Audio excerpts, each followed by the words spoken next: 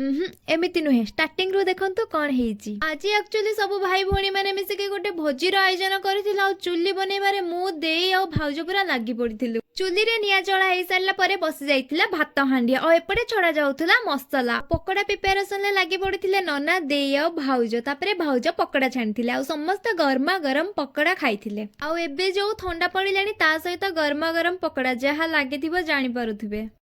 खाई सारा पर सब छुआ आसिक टिके चुली पाखरे निया सेकी होतला मसला कषा भी जोरसोर चलीची आ जेजी आसिक टिके रिंटू सहित नाचुतला आ ए मजा मस्ती भितर जंदा मानकर अटैक हेतला तापरे देई आ मु मिसिक सलाड काटिथिलु। सलाड रे दही एइथि पे पड़नी काहे ने के दही खाउतला आ के खाउनतला। तापरे चिकन भी पूरा रेडी तापरे सब बसी पड़तिले खाइबा पे। खाइबा रे हेतिला भात चिकन सलाड आ पांपड़ आ चिकन ता भाउजो का हाथ रोसई ना पूरा टेस्टी हेतला। आ खिया पिया सला परे देई सब जाक बासन को धोइथिला तापरे हेइथिला एंडिंग।